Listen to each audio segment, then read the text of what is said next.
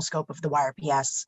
The map on the right shows the locations that reported their data publicly to the CDC in 2019.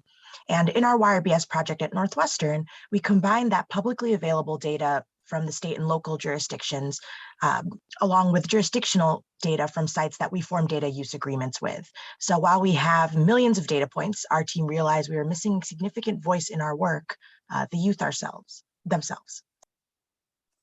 So that's where our youth research workshops come in. Following community engaged research frameworks, YRWs create mutually beneficial relationships where youth learn about the YRBS and valuable research skills. And simultaneously, we can better understand youth priorities for research and advocacy. Now, to begin our process, we worked with our collaborator, Centerlink, to partner with 4 LGBTQ youth serving organizations in the 4 YRBS regions of the United States: the Northeast, the Midwest, the South, and the West. Currently, we are working with organizations in Alabama, Ohio, Pennsylvania, and California. With their support, these organizations have helped us recruit a cohort of 12 youth each to engage in 4 monthly sessions with our team. Each session is held on Zoom or Discord, depending on youth's preferences. Pictured on the right here, you can see some of the examples of our recruitment materials that our team created for the organizations to send out to recruit youth. As our YRWs started in late February and early March of this year, results from our project are very much a work in progress. At this time, though, we have completed all of our first rounds of sessions and are working on completing our second rounds. Session 1 focused on building a foundation for understanding research methods.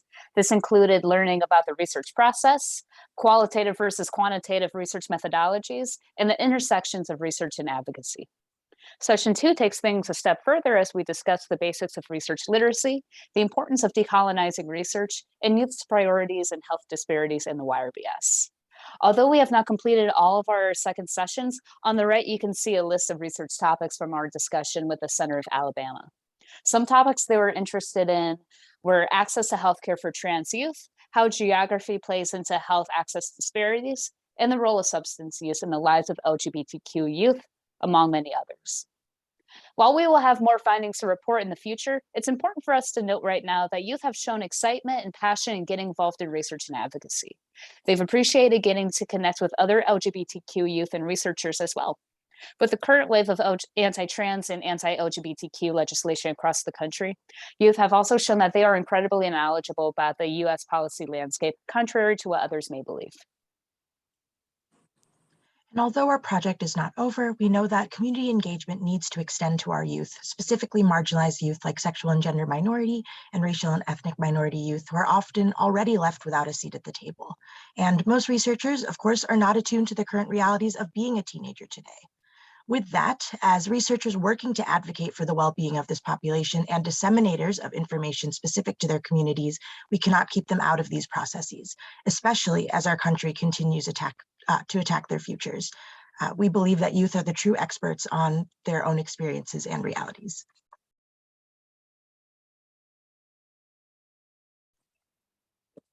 Thank you for that. And yeah, I mean, my little brother, who's about 14 years old, always uses Discord. So that's great that you guys included that in your research. Does anybody have any questions? I have one. What do you envision for this research in the future? Absolutely. So we kind of have I'd say 3 big goals. For one of them, we're definitely planning to actually provide the feedback that the youth are giving us to the CDC and in their process of writing or creating the new questions for the YRBS, because they're determining a lot of places that they're seeing lack of topics that they want to hear about or want to be seen in the YRBS. We also hope to have our own research project. Since this R01 is for 5 years, we want to make sure we're prioritizing the research that they want to be seen and want to have prioritized.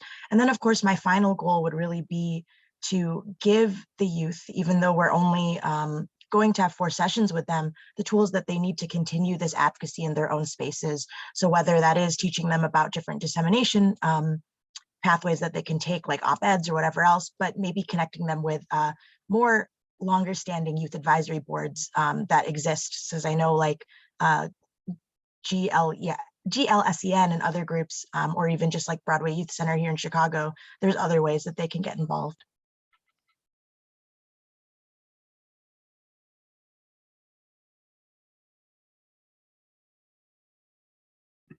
All right, thank you so much. I think we're gonna move on to the next one now.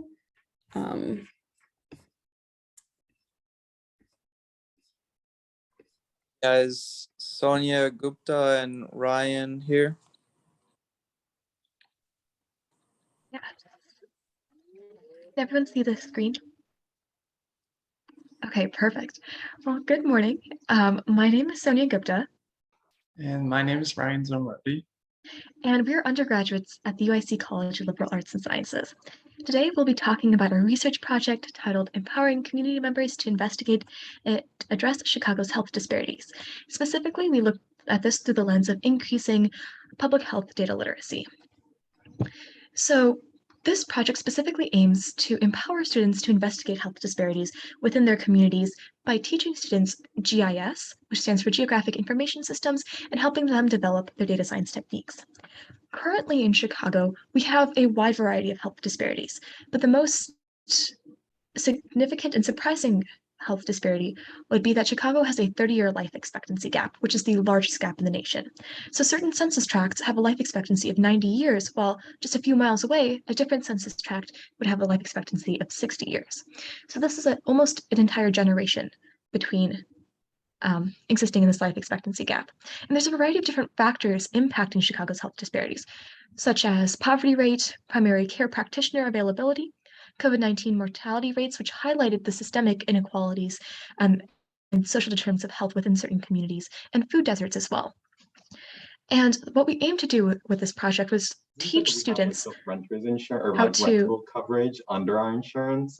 So if that's like if they cover that, or if that's like if we could access how that. to go about not only learning more about Chicago's health disparities, but use their time and passion and skills to better understand public health data and create their own visualizations of public health data. So we did this through a process of developing a curriculum and then using the workshops based on the curriculum we developed. So first we conducted the GIS analysis. Ryan and I have been doing this research for the past 2 to 2.5 years.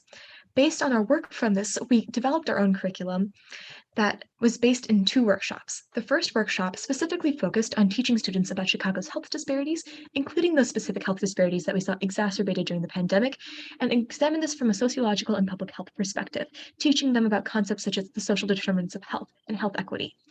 Then in the second workshop, we taught students how to read different public health maps and how to generate and interpret maps from publicly available health data using GIS. So the way that this worked out was that we reached out to a bunch of undergraduate classes at UIC, and we were able to teach in 5 undergraduate classes this semester. So before the workshop, we gave a pre-survey to all students who came to the workshop.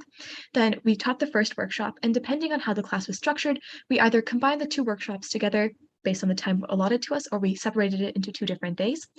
If we separated it into 2 different days, we administered a survey in between the 2 workshops.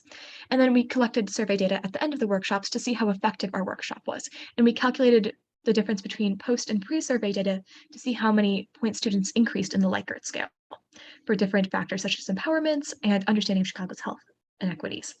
And at the bottom, we have a couple of images from some of the workshops that we taught. Yeah, so as Sonia mentioned, we took pre and post surveys based off of the workshop at hand. If we look at the results here, we can see that students felt more empowered to address social determinants of health on a 7-point Likert scale. On average, students increased by 0.56 points on that Likert scale from pre to post. And students also felt more confident in their ability to conduct research about Chicago health disparities. Again, here we saw a 0.64 point increase in their 7-point Likert scale. And students also felt more knowledgeable about health disparities within Chicago, almost a full point increase in their Likert scale, and students felt importantly that their ability to find data sets that aligned with their research interests was increased. And all these increases were tested using Wilcoxon signed rank test, and all were significant.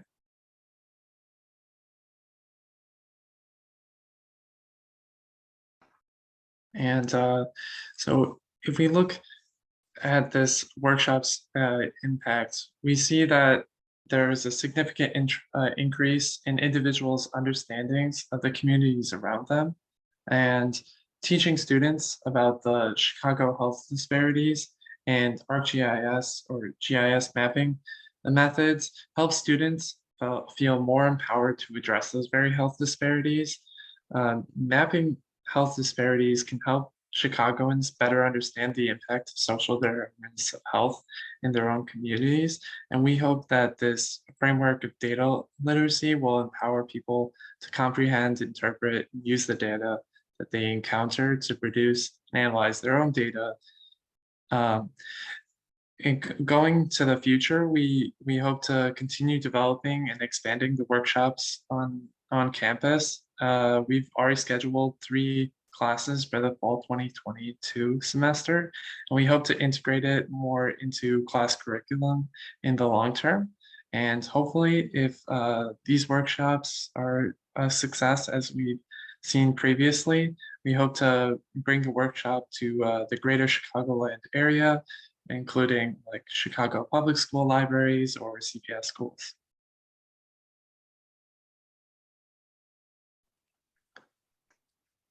That was very interesting. I didn't know that Chicago had a 30-year gap compared to, other surrounding areas. That's kind of scary. But any other questions?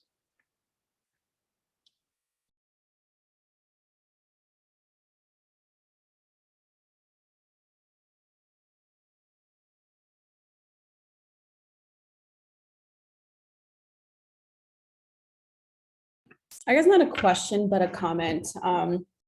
Within my own research, I've been also working with ArcGIS, and kind of just learning it on my own has been really difficult. So I think it's really amazing that you're giving undergraduates this experience to learn the skill now. So yeah, it's really cool.